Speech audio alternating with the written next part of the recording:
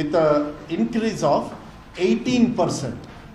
ನೋಡಿ 18% they have shown improvement of Kalyana Karnataka ಭಾಗ.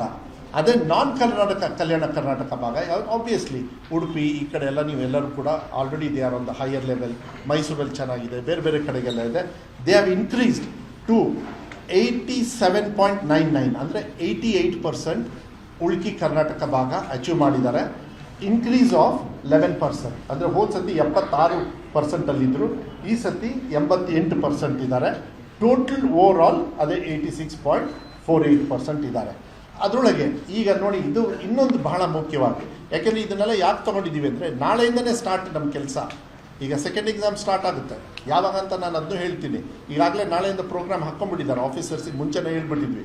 ನೋಡಿ, ಒಂದು ಎಕ್ಸಾಮಲ್ಲಿ ಓಕೆ ಒಂದು ಸಬ್ಜೆಕ್ಟಲ್ಲಿ ಫೇಲ್ ಆದವರು ಈ ಸತಿ 44,000 ಮಕ್ಕಳು, ಹೋದ ಸತಿ 56,000 ಮಕ್ಕಳು ಫೇಲ್ ಆಗಿದ್ದರು.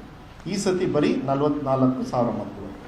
2 ಸಬ್ಜೆಕ್ಟಲ್ಲಿ ಹೋದ ಸತಿ 35,000 ಮಕ್ಕಳು ಫೇಲ್ ಆಗಿದ್ರು. ಎಷ್ಟು? 35,000 ಮಕ್ಕಳು 2 ಸಬ್ಜೆಕ್ಟಲ್ಲಿ ಫೇಲ್ ಆಗಿದ್ರು. ಈ ಸತಿ ಬರೀ 18,000 ಮಕ್ಕಳು ಮಾತ್ರ 2 ಸಬ್ಜೆಕ್ಟಲ್ಲಿ ಫೇಲ್ ಆಗಿರೋದು. 3 ಸಬ್ಜೆಕ್ಟಲ್ಲಿ ಫೇಲ್ ಆಗಿರೋದು, 3 ಸಬ್ಜೆಕ್ಟಲ್ಲಿ 26,000 ಹೋದ ಸತಿ, ಈ ಸತಿ ಬರೀ 10,000. 4 ಸಬ್ಜೆಕ್ಟಲ್ಲಿ ಫೇಲ್ ಆಗಿದ್ದು ಹೋದ ಸತಿ 21,000, ಈ ಸತಿ ಬರೀ 6,000. 5 ಸಬ್ಜೆಕ್ಟಲ್ಲಿ ಫೇಲ್ ಆದವರು ಹೋದ ಸತಿ 15,000, ಈ ಸತಿ ಫೇಲ್ ಆಗಿದ್ದು ಬರೀ 3,400. ಎಲ್ಲ ಸಬ್ಜೆಕ್ಟಲ್ಲೂ ಫೇಲ್ ಆದವರು ಹೋದ ಸತಿ 30,923. ಅಂದರೆ ಹೆಚ್ಚು ಕಮ್ಮಿ 31,000 ಮಕ್ಕಳು ಎಲ್ಲ ಸಬ್ಜೆಕ್ಟಲ್ಲೂ ಫೇಲ್ ಆಗಿಬಿಟ್ಟಿದ್ರು. ಏನು ಉಪಯೋಗನೇ ಇರಲಿಲ್ಲ ಅಂತ ಎಲ್ಲ ತುಂಬ ಟೀಕಾ ಟಿಪ್ಪಣಿ ಮಾಡಿದ್ವಿ. ಈ ಸತಿ 1,772, 1,700 ಅಂದರೆ 1,700. So there is a big difference. How we have improved ಅಂತ ಹೇಳಿ ನಾನು ಹೇಳಲಿಕ್ಕೆ ಇಷ್ಟಪಡ್ತೀನಿ. ಇದು ಅದು ಫುಲ್ ಚಾರ್ಟು ಬೇಕಾದ್ರೆ ಇದೊಂದು ಚಾರ್ಟು ಬೇಕಾದ್ರೆ ಇದೆ, ಅದರೊಳಗೇನೆ ಇಲ್ಲಿ ನೋಡಿ, ಈ ಥರ ಕಾಣಿಸುತ್ತೆ ಅದು. ಓಕೆನಾ? ಸಿಂಗಲ್ ಶೀಟ್ ಕಾಣಿಸುತ್ತೆ. ಸೊ ಅದು ಇದೆ, ಕಲ್ಯಾಣ ಕರ್ನಾಟಕದ್ದು ಇದೆ. ಅದಿಲ್ಲ ಅಂದರೆ ಆಮೇಲೆ ಒಂದು ನಾವು ವಾಟ್ಸಪ್ಪಲ್ಲೂ ಕೂಡ ನಿಮಗೆ ಹಾಕ್ತೀವಿ. ಸೊ ದಟ್ ನೀವು ಇದನ್ನು ಮತ್ತೆ ಸ್ಕ್ಯಾನ್ ಮಾಡೋ ಬದಲು ವಾಟ್ಸಪ್ಪಿಗೆಲ್ಲ ಕಳಿಸಿ. ಶಮಂತ್, ಶಶಿಪ್ರಸಾದ್ ಅವ್ರು ಏನು ಕೊಡ್ತಾರೆ ಅದನ್ನೆಲ್ಲದೂ ಕೂಡ ವಾಟ್ಸಪ್ಪಿಗೆ ಈಗ ಹಾಕ್ತೀವಿ. ಓಕೆ? ಹಾಂ, ಅಲ್ಲ ಒಂದು ನಿಮಿಷ ಮಾಡ್ತಾ ಆಮೇಲೆ ರಿಲೀಸ್ ಮಾಡಿ ಫೋಟೋ ತಗೊಳ್ಳೋಣ. ಅದಾದಮೇಲೆ ನೆಕ್ಸ್ಟ್ ಇಂಪ್ರೂವ್ಮೆಂಟಿಗೆ ಫಾಸ್ಟಾಗಿ ಹೋಗ್ಬಿಡ್ತೀನಿ ನಾನು. ಇಲ್ಲ, ಇನ್ನೊಂದಿದೆ. ಹಾಂ ಓಕೆ, ಒಂದು ಫೋಟೋಗೆಲ್ಲ ಒಂದು ನಿಮಿಷ ಇರಪ್ಪ.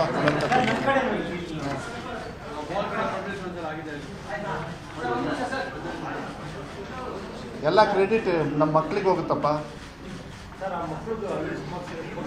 ಎಲ್ಲ ಕೊಡು ಒಂದು ನಿಮಿಷ.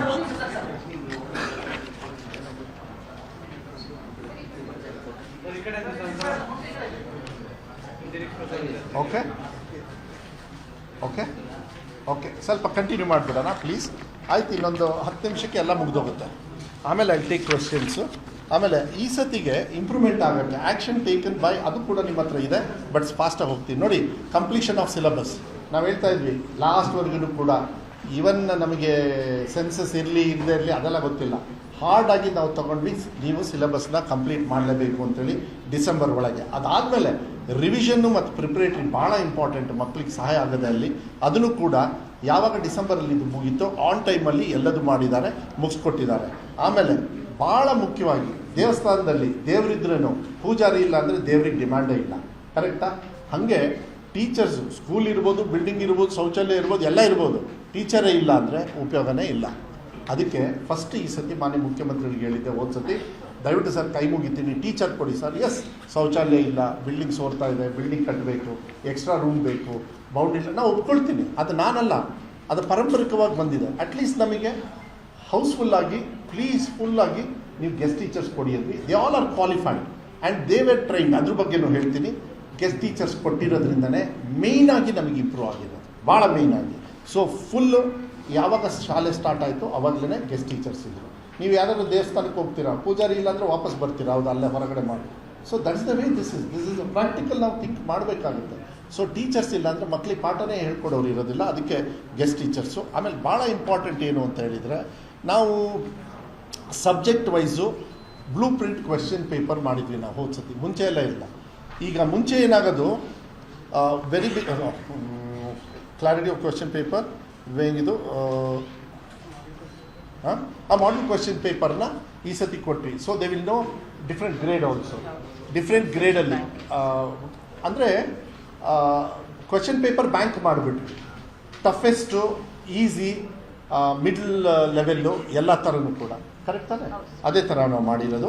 ಅದಕ್ಕೆ ನಿಮ್ಮ ಹತ್ರ ಡೀಟೇಲ್ಸ್ ಎಲ್ಲ ಇದೆ. ಆಮೇಲೆ ಅದನ್ನೆಲ್ಲದೂ ಕೂಡ ಮಾನಿಟರು, ಟೀಚರ್ಸ್ ಟ್ರೈನಿಂಗಿಗಾಗಲಿ ಅದರದ್ದು ಕೂಡ ಹೇಳ್ತೀನಿ. ಈ ಕ್ವೆಶ್ಚನ್ ಪೇಪರು ಆಮೇಲೆ ಸೆಂಟ್ರಲೈಸ್ ಮುಂಚೆ ಎಲ್ಲ ಏನು ಮಾಡೋರು, ಅವ್ರಿಗೆ ಹೆಂಗೆ ಬೇಕಂಗೆ ಕ್ವೆಶ್ಚನ್ ಪೇಪರ್ ಮಾಡ್ಕೊಳ್ಳೋರು ಡಿಸ್ಟ್ರಿಕ್ಟ್ ಲೆವೆಲಲ್ಲಿ. ಈ ಸತಿ ನಿಮಗೆ ಗೊತ್ತಿದೆ, all the preparatory question paper came from head office, so which is related to main question. ಅಲ್ಲೇನು ಮಾಡ್ತಾರೆ, ಲೋಕಲಾಗಿ ಹೆಂಗೆ ಬೇಕಂಗೆ ಮಾಡ್ಕೊಂಡ್ಬಿಡ್ತಿದ್ವಿ ಕ್ವೆಶ್ಚನ್ ಪೇಪರ್. ಪಾಪ ನಾವು ಕೊಡೋ ಕ್ವೆಶ್ಚನ್ ಪೇಪರಿಗೆ ಅದಕ್ಕೆ ಆ ಫ್ಲೋಲ್ ಇಲ್ಲ ಅಂದರೆ ಸಿಕ್ಕಾಕೊಂಡ್ಬಿಡೋರು ಮಕ್ಕಳು. ಅದಕ್ಕೆ ನಾವು ಈ ಸತಿ ಏನು ಮಾಡಿದ್ವಿ, ನಾವೇ ಹೇಳಿದ್ವಿ, ನಾವೇ ಕ್ವೆಶ್ಚನ್ ಪೇಪರ್ ಕಳಿಸ್ತೀವಿ, ಅದನ್ನೇ ಮಾಡಬೇಕು ಅಂಥೇಳಿ ಅದನ್ನೇ ಓದ್ಬಿಟ್ಟು ಅದನ್ನು. ಆಮೇಲೆ ಲೋಡ್ಸ್ ಆಫ್ ಕ್ವೆಶ್ಚನ್ ಪೇಪರ್ ತುಂಬ. ಈಗ ನಾನು ನಾಳೆ ಎಕ್ಸಾಮ್ ಕಟ್ಟಬೇಕು ಅಂದರೆ ಆ ವೆಬ್ಸೈಟಿಗೆ ಹೋದರೆ ಡೌನ್ಲೋಡ್ ಮಾಡೋದು, ನಾನು ಕುತ್ಕೊಂಡು ಅದ್ರ ಬಗ್ಗೆ ಓದೋದು. ಅದನ್ನು ಒಂದು 10 ಮಾಡಿಬಿಟ್ರೆ ನಿಮಗೆ ಆರಾಮಾಗಿ 30-40% ಬಂದ್ಬಿಡುತ್ತೆ. ಆ ಥರ ಸಿಸ್ಟಮಲ್ಲಿ ಅವರು ಪ್ರಿಪೇರ್ ಮಾಡಿದರು. ಬಿಕಾಸ್ ನಾವು ಹೇಳ್ಕೊಡ್ತಕ್ಕಂಥ ರೀತಿ ನೀತಿ ಎಲ್ಲದೂ ಕೂಡ ಅದನ್ನು ಪರ್ಸ್ನಲ್ಲಾಗಿ, ಎಸ್ಪೆಷಲಿ ಡಯಟ್ ಅವರಿಗೆಲ್ಲ ಏನೇನು ಅವರು 2 days ಟ್ರೈನಿಂಗು, ಅವರಿಗೆ ಯಾವ ರೀತಿ ಮಾಡಬೇಕು. ಆಮೇಲೆ ನಾನೇ ಬಂದಿದ್ದೆ ಅನ್ಸುತ್ತಲ್ಲ, ಬೆಳಗಾಮಲ್ಲಿ ಆಗಿದ್ದೆ ಅದು, ನಾವು ಅಸೆಂಬ್ಲಿ ಆಗಿ ಅದು SSLCಗೆ ಅಫ್ಕೋರ್ಸ್ ಇನ್ನೊಂದು ದಿವಸ ನಾನು ತೊಗೊಳ್ತೀನಿ. ಸ್ಪೆಷಲೈಸ್ಡ್ ಆನ್ಲೈನ್ ಟ್ರೈನಿಂಗ್ ಇದು ಬಹಳ ಇಂಪಾರ್ಟೆಂಟ್ ಇದೆ ತಾನೇ. ನೀವು ಕ್ವೆಶ್ಚನ್ ಬ್ಯಾಂಕ್ದ ಇದು ಓಕೆ. ಸ್ಪೆಷಲೈಸ್ಡ್ ಆನ್ಲೈನ್ ಕ್ಲಾಸಸ್ಸು ಎಲ್ಲ ಮಾಡ್ತಾಯಿದ್ರು. ಆಮೇಲೆ ಆನ್ಲೈನು ಗೆಸ್ಟ್ ಟೀಚರ್ಸಿಗೆ, ಪರ್ಮನೆಂಟ್ ಟೀಚರ್ಸಿಗೆ ನಮ್ಮ DDPU ಅವರೇ ಆನ್ಲೈನ್ ರೇಡಿಯೋ ಥರ, ಅಂದರೆ ಆನ್ಲೈನಲ್ಲಿ ಆನ್ ಮಾಡಿಬಿಟ್ರೆ ಎಲ್ಲರಿಗೂ ಅಟ್ ಎ ಟೈಮ್ ನೀವು ಯಾವ ರೀತಿ ಹೇಳ್ಕೊಡ್ಬೇಕು ಮಕ್ಕಳಿಗೆ, ಏನೇನು ಕಂಪ್ಲೇಂಟ್ಸ್ ನಮಗೆ ಡಿಪಾರ್ಟ್ಮೆಂಟಿಂದ ಬಂದಿತ್ತು ಎಲ್ಲ ಕ್ರೋಢೀಕರಿಸಿ ಅವರು ಅದನ್ನು ಎಲ್ಲ ಟೀಚರ್ಸ್ಗೂ ಹೇಳ್ಬಿಡೋರು. All the teachers, guest teachers and permanent teachers ಇಬ್ಬರಿಗೂ ಕೂಡ ಆ ಮಾಹಿತಿ ಕೊಡ್ತಕ್ಕಂಥದ್ದನ್ನು ಮಾಡ್ತಾಯಿದ್ರು. ಆಮೇಲೆ ಅದನ್ನೆಲ್ಲ ಪರ್ಸ್ನಲ್ಲಾಗಿ ನಮ್ಮ ಫಿಸಿಕಲ್ ಮೀಟಿಂಗ್ಸ್ನೇ ತೊಗೊಂಡ್ರು, ಪರ್ಸ್ನಲಾಗಿ ಹೋಗಿ ಅದನ್ನು ಮಾಡಿದ್ದಾರೆ. ಪ್ಲಸ್ ಆಡಿಯೋದಲ್ಲೂ ಕೂಡ ಯಾವ್ಯಾವಾಗ ಬೇಕು ಅವರಿಗೆ ಆಡಿಯೋದಲ್ಲಿ ಅಪ್ಡೇಟ್ ಮಾಡ್ತಕ್ಕಂಥದ್ದು ಕೂಡ ನಾವು ಮಾಡಿದ್ದೀವಿ. Leave anything capacity building lecture okay ಇಲ್ಲ. ನೆಕ್ಸ್ಟ್ ಸ್ಟೇಟ್ ಲೆವೆಲ್ ಪ್ರಿಪರೇಟರಿ ನಾನು ಹೇಳಿದ್ದಲ್ಲ, ಎಕ್ಸಾಮ್ಸ್ನೆಲ್ಲ ಆ ಎಕ್ಸಾಮ್ ಅಲ್ಲಿ ಪಾಪ ಫೇಸ್ ಮಾಡೋದು, ಮತ್ತು ನಾವು ಎಕ್ಸಾಮಿನೇಷನ್ ಕೊಡೋದಕ್ಕೆ ಅಜಗಜಾಂತರ ಇತ್ತು. ನಾವು we found out why the problem was. ಅದಕ್ಕೆ ನಾವೇ ಎಕ್ಸಾಮಿನೇಷನ್ನ sample question papers, preparatory question papers ಏನಿದೆ, we all give it from state ಲೆವೆಲಲ್ಲೇ. ಆಮೇಲೆ ಅಫ್ಕೋರ್ಸ್ 7600 ಟೀಚರ್ಸು, ಪರ್ಮನೆಂಟ್ ಟೀಚರ್ಸು ಮತ್ತು ಗೆಸ್ಟ್ ಟೀಚರ್ಸ್ ಆಫ್ 5200 ನೇರವಾಗಿ ನಮ್ಮ PU ಡೈರೆಕ್ಟ್ರೆ ಅವರೇ ಎಲ್ಲ ಅವರೇ ನೇರವಾಗಿ ಟೀಚರ್ಸಿಗೆಲ್ಲ ಟ್ರೈನಿಂಗ್ ಕೊಡೋದು, ಆಡಿಯೋದಲ್ಲಿ ಮಾತಾಡ್ತಾ ಇದ್ದೆ. ಭಾಳ ಮುಖ್ಯವಾಗಿ ನಾನು ಯಾವಾಗಲೂ ಹೇಳ್ತಾ ಇದ್ದೆ, ಫಸ್ಟ್ ರೆಸ್ಪಾನ್ಸಿಬಿಲಿಟಿ ಯಾವುದೇ ಮಗು ಫೇಲ್ ಆದರೆ ಫಸ್ಟ್ ತಪ್ಪಾಗೋದು ಪೇರೆಂಟ್ಸಿಂದ. I always we have to take responsibility on the parents. Second is teachers, next is of course ಇಲಾಖೆ, ನಮ್ಮಂಥ ಮಿನಿಸ್ಟ್ರು, ನಮ್ಮಂಥ ಸರ್ಕಾರ, ಈ ಥರ ಎಲ್ಲ ಬರುತ್ತೆ. ಬಟ್ ಫಸ್ಟ್ ಯಾವಾಗಲೂ ಅಷ್ಟೇ ಆ link between teacher and student ಇರಲಿಲ್ಲ. Parents were not in between teachers and ಇದು. ಸೊ ಮೆಗಾ PTM ಅಂತ ಹೇಳಿ ತಮಗೆಲ್ಲ ಗೊತ್ತಿದೆ, ನೆಹರು ಅವರ ಹುಟ್ಟಿದ ಹಬ್ಬದ ಅಂಗವಾಗಿ ನವೆಂಬರ್ 14th ನಾವು ಒಂದು ಮೆಗಾ PTM ಅಂತ ಮಾಡಿದ್ವಿ. ಮಾನ್ಯ ಮುಖ್ಯಮಂತ್ರಿಗಳು ಫಾರ್ ದ ಫಸ್ಟ್ ಟೈಮ್ ಅವರ ನೇತೃತ್ವದಲ್ಲಿ ನಾವು ಮಾಡಿ ಮೆಗಾ PTM ಮಾಡಿ ಎವ್ರಿ 2 months 3 months ಇವತ್ತು ಕೂಡ ನಾವು ಅದನ್ನು ಕಂಟಿನ್ಯೂ ಮಾಡಿದ್ವಿ. ಮುಂದಿನ ವರ್ಷದಲ್ಲೂ ಕೂಡ ಸ್ಕೂಲ್ ಎಜುಕೇಷನಲ್ಲೂ ಮಾಡ್ತೀವಿ, PUC ಅಲ್ಲೂ ಮಾಡ್ತೀವಿ. ಅವಾಗ ಒಂದು ಗೌರವ ಬರುತ್ತೆ, ಇನ್ಫಾರ್ಮೇಷನ್ ಇರುತ್ತೆ, ಪೇರೆಂಟ್ಸ್ಗೆ ಗೊತ್ತಾಗಬೇಕು. ನಮ್ಮ ಮಕ್ಕಳು ಪಾಪ ಏನಾಗುತ್ತೆ ಹಳ್ಳಿ ಕಡೆಗೆ, ನಮ್ಮ ಮಕ್ಕಳು ಶಾಲೆಗೆ ಹೋಗ್ಬಿಟ್ರೆ IAS ಆಫೀಸರ್ ಆಗಿಬಿಡ್ತಾರೆ, ಡಾಕ್ಟರ್ ಆಗಿಬಿಡ್ತಾರೆ ಅನ್ನೋದು ಭಾವನೆ ಮೇಲೆ ಕಳಿಸ್ತಾರೆ. But that is wrong. ಪೇರೆಂಟ್ಸಿಗೆ ಗೊತ್ತಾಗಬೇಕು, ಅದು ಮಕ್ಕಳು ನೀವು ಈ ಥರ ಓದಬೇಕಂದ್ರೆ ಆ ಥರ ಹಂತಕ್ಕೆ ತೊಗೊಂಡೋಗ್ಬೇಕಾಗುತ್ತೆ. ಅದನ್ನು ಕೂಡ ಆಮೇಲೆ ಭಾಳ ಮುಖ್ಯವಾಗಿ ಇದನ್ನು ನಾನು ಈಗ ತಾನೇ ಮಾನ್ಯ ಮುಖ್ಯಮಂತ್ರಿಗಳಿಗೆ ಮಾತಾಡೋ ಅಂದ್ಕೊಂಡು ಇದೊಂದು, ಅದಕ್ಕೆ ಒಂದು 3 ನಿಮಿಷ ಲೇಟು ಆಯಿತು. ಯಾಕೆ ಅಂತ ಹೇಳಿದರೆ ಅವರು ಔಟ್ಸೈಡ್ ಹೋಗಿದ್ರು, ಈಗ ಪರ್ಮಿಷನ್ ಕೊಟ್ಟರು. ಏನು ಅಂತ ಹೇಳಿದರೆ, because of we have already attain 86.4 something ಇರೋದ್ರಿಂದ. ಆಮೇಲೆ ಹೋದ ಸತಿ 3rd ಎಕ್ಸಾಮಲ್ಲಿ, 2nd ಎಕ್ಸಾಮಲ್ಲಿ 8% ಇಂಪ್ರೂವ್ಮೆಂಟ್ ಆಯಿತು. ಇದು ಭಾಳ ಇಂಪಾರ್ಟೆಂಟ್. ಫಸ್ಟ್ ಎಕ್ಸಾಮಲ್ಲಿ 73%, ಸೆಕೆಂಡ್ ಎಕ್ಸಾಮಲ್ಲಿ 8% ಇಂಪ್ರೂವ್ ಆಯಿತು ಹೋದ ಸತಿ ಇದು. ಓಕೆ, ಥರ್ಡ್ ಎಕ್ಸಾಮಲ್ಲಿ ಹೋದ ಸತಿ 1.8. ಸೊ ಅದಕ್ಕೆ ಈ ವರ್ಷ since we have done very good, we don't want to give pressure for childrens, but we are not going to have third exam for this year. ಈ ಸತಿ ಮೂರನೇ ಎಕ್ಸಾಮ್ ಇರೋದಿಲ್ಲ. ಅದ್ರ ಬದಲು ಥರ್ಡ್ ಎಕ್ಸಾಮನ್ನು ತೆಗೆದಿರೋದ್ರಿಂದ ಅವರಿಗೆ ಏನು 25ಕ್ಕೆ ನಮ್ಮದು ಎಕ್ಸಾಮ್ ಇತ್ತು, ಈ ಸೆಕೆಂಡ್ ಎಕ್ಸಾಮ್ ಸ್ಟಾರ್ಟ್ ಆಗಬೇಕಾಗಿತ್ತು, ಅದನ್ನು 5 ದಿವಸ ಎಕ್ಸ್ಟ್ರಾ ಕೊಟ್ಟಿದ್ದೀವಿ ಅವರಿಗೆಲ್ಲರಿಗೂ. ಯಾಕೆಂದರೆ ನಾವು ಏನೇ ಮಾಡಿದ್ರು ಅಚೀವ್ಮೆಂಟು, ನಾವು ವಿ ಆರ್ ನೋಡೋಣ, ಮೋಸ್ಟ್ಲಿ 10% ಇಂಪ್ರೂವ್ ಮಾಡಿ ಫುಲ್ 100ಗೆ ಬರಲಿ ಅಂತ ಆಸೆ ನಮಗೆ. ಬಟ್ ಒಳ್ಳೆ ರೀತಿಯಲ್ಲಿ ರೆಕಾರ್ಡ್ ಬ್ರೇಕ್ ಮಾಡ್ತಾರೆ ಈ ಸತಿ ಮಕ್ಕಳು. ಸೊ ಥರ್ಡ್ ಎಕ್ಸಾಮ್ ಈ ಸತಿ ಇರೋದಿಲ್ಲ. ಏನು ನೀವು ಬರೆದ್ಬಿಟ್ಟಿದ್ರಾ? ಇಲ್ಲ ಅವಾಗ ನೋಡಿ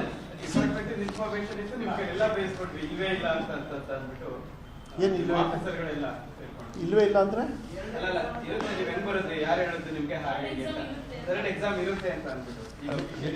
ಅಲ್ಲ ಅನೌನ್ಸ್ ಮಾಡ್ತಾ ಇದ್ದೀನಲ್ಲ, ಬಿಕಾಸ್ ನಾನು ಇಲ್ಲ ಯಾಕೆ ಇವಾಗ ಅನೌನ್ಸ್ ಮಾಡ್ತೇನೆ? ಹಾಂ ಅಲ್ಲ ಮಾಡ್ತೀವಿ, ಏನಾದ್ರು ಚೇಂಜ್ ಇದ್ದರೆ ಮುಂಚೆನೇ ಹೇಳ್ತೀವಿ. ಅದಕ್ಕೆ ನಾವು ಫಸ್ಟ್ ನೀವು ನೆನ್ಪಿಟ್ಕೊಳ್ಳಿ, ಯಾವಾಗಲೂ ಸೆಕೆಂಡ್ ಎಕ್ಸಾಮ್ ಮಾತ್ರ ಅನೌನ್ಸ್ ಮಾಡ್ತೀವಿ, ವಿ ನೆವರ್ ಅನೌನ್ಸ್ ಥರ್ಡ್. ಯಾಕೆ ನಾವು ಮಾಡಿದ್ದಂದರೆ ಥರ್ಡ್ ಎಕ್ಸಾಮ್ ಮಿಸ್ಟೇಕ್ ನಮ್ಮದು ಕೂಡ ಇತ್ತು, ಮೆಜಾರಿಟಿ ನಮ್ಮದು ಇತ್ತು. ವಿ ಹ್ಯಾವ್ ಕರೆಕ್ಟೆಡ್ 86% ಇಂಪ್ರೂವ್ಮೆಂಟ್ ಮಾಡ್ಕೊಂಡಿದ್ದೀವಿ. ಇಷ್ಟು ಒಂದು 13.4%. ಆಮೇಲೆ ಮಕ್ಕಳಿಗೆ ಒತ್ತಡ ಇರಬಾರ್ದು, ಬಟ್ ಅನಿವಾರ್ಯವಾಗಿ ನಮ್ಮ ತಪ್ಪುಗಳಿಂದಲೂ ಕೂಡ ನಾನು ಒಪ್ಕೊಳ್ತೀನಿ, ನಾನು ಇಲ್ಲ ಅಂತ. ಬಟ್ ಕಷ್ಟಪಟ್ಟು ಈ ವರ್ಷನ ಫಸ್ಟ್ ಡೇಯಿಂದ ನಾವು ಏನೇನು ಕೆಲಸ ಮಾಡಬೇಕು, ಹಿಂದಿನ ಮಾಡದೇ ಇರ್ತಕ್ಕಂಥ ಕೆಲಸನೂ ಕೂಡ ನಾವು ಅವ್ರಿಗೆ ಒತ್ತಡ ಹಾಕಿ ಮಕ್ಕಳನ್ನ ಈ ಲೆವೆಲಿಗೆ ತಂದಿದ್ದೀವಿ. ಅದಕ್ಕೆ 5 ದಿವಸ ಎಕ್ಸ್ಟ್ರಾ ಕೊಡ್ತಾ ಇದ್ದೀವಿ. ಈ ಸತಿ ಎರಡನೇ exam which will start from 30th. ನಾವು 25ನೇ ತಾರೀಕು ಶುರು ಮಾಡಬೇಕಂತ ಇದ್ವಿ. ಈ ಸತಿಗೆ 30ನೇ ತಾರೀಕಿಂದ ಸ್ಟಾರ್ಟ್ ಆಗುತ್ತೆ, 13ನೇ ತಾರೀಕಿಗೆ ಮುಗಿಯುತ್ತೆ. ಇದಕ್ಕೆ ಇನ್ನೊಂದು ರೀಸನ್ ಏನು ಅಂದರೆ, 3ನೇ ಎಕ್ಸಾಮ್ ತೆಗಿಯೋರು CETಗೆ ಚಾನ್ಸ್ ಸಿಗೋದಿಲ್ಲ. ಸೊ ನಾನು ಮಕ್ಕಳಿಗೆ ವಿಶ್ ಮಾಡಲಿಕ್ಕೆ ಇಷ್ಟಪಡ್ತೀನಿ. ಈ 5 ದಿವಸನೂ ಎಕ್ಸ್ಟ್ರಾ ಕೊಟ್ಟಿದ್ದೀವಿ. ಮುಂಚೆ ಫೇಲ್ ಆಗಿ ಸಪ್ಲಿಮೆಂಟ್ರಿ ಅಂತ ತಗೋತಾ ಇದ್ದೀರಿ, ಈಗ ನಿಮಗೆ ಅವಕಾಶ ಸಿಕ್ಕಿದೆ. ಆಗಲೇ ನೀವು ಸಾಕಷ್ಟು ಸಕ್ಸಸ್ ಆಗಿದ್ದೀರಿ. ಯಾಕೆಂದರೆ ಮಕ್ಕಳು ಫೇಲ್ ಆಗಿರೋದು 1-2 ಸಬ್ಜೆಕ್ಟಲ್ಲೂ 3 ಸಬ್ಜೆಕ್ಟಲ್ಲಿ ಭಾಳ ಕಮ್ಮಿನೇ, ಅವರೆಲ್ಲ ಪಾಸ್ ಆಗಿಬಿಡ್ತಾರೆ. ಇದನ್ನೆಲ್ಲ ನೋಡಿದರೆ ಆಮೇಲೆ 5 ದಿವಸ ಎಕ್ಸ್ಟ್ರಾನೂ ಕೊಟ್ಟಿರೋದ್ರಿಂದ ಅವ್ರಿಗೆ ಜಾಸ್ತಿ ಓದೋದಕ್ಕೂ ಅವಕಾಶ ಇರೋದ್ರಿಂದ ಈ ಸತಿಗೆ ನೀವು ಮುಗಿಸ್ಕೊಳ್ಳಿ. 30ನೇ ತಾರೀಕಿಂದ ಸ್ಟಾರ್ಟ್ ಆಗುತ್ತೆ. CETಗೆ ಟಾರ್ಗೆಟ್ ಮಾಡಿದ್ದೀವಿ. ಸೊ ನಮ್ಮ ರಿಸಲ್ಟು CET ಒಳಗೆ ಬರಬೇಕು. ಲಾಸ್ಟ್ ಟೈಮ್ ತುಂಬ ಜನರು ಬಂದು, ಸರ್ ಅಟ್ಲೀಸ್ಟ್ CET ಒಳಗೆ ಬಂದಿದ್ರೆ ಚೆನ್ನಾಗಿರೋದು ಸರ್ ನಮ್ಮ ಭವಿಷ್ಯಕ್ಕೆ ಅಂತ. ಆಮೇಲೆ ತೊಗೊಂಡ್ಬಿಡ್ತಾನೆ ಪಾಪ, ಎಲ್ಲ ವ್ಯವಸ್ಥೆ ಇರುತ್ತೆ, ಬಟ್ ಹೋಗೋಕ್ಕಾಗಲ್ಲ, ಬಿಕಾಸ್ CETಯಲ್ಲೆಲ್ಲ ಕ್ಲೋಸ್ ಆಗ್ಬಿಟ್ಟಿರುತ್ತೆ. ಈ ಸತಿ we want to try to finish everything. ನಮ್ಮದು ಅದೊಂದು ಅಚೀವ್ಮೆಂಟ್ ಇತ್ತು ಹೋದ ವರ್ಷ ನಾವು ಪ್ಲ್ಯಾನ್ ಮಾಡಿದಾಗ, ಹೆಂಗಾರು ಮಾಡಿ ನಾವು ಅಟ್ಲೀಸ್ಟ್ ಒಂದು ಸರ್ಟನ್ ಹೈ ಲೆವೆಲಿಗೆ ಬಂದರೆ ಥರ್ಡ್ ಎಕ್ಸಾಮ್ನ ಕಮ್ಮಿ ಮಾಡಿ ಇವ್ರಿಗೆ ಜಾಸ್ತಿ ಕೊಟ್ಟು CET ಒಳಗೆ ಬರೋದಕ್ಕೆ ಅಂತ. ಸೊ ಈ ಸತಿ ಥರ್ಡ್ ಎಕ್ಸಾಮ್ ಇರೋದಿಲ್ಲ. Second exam will start from 30th.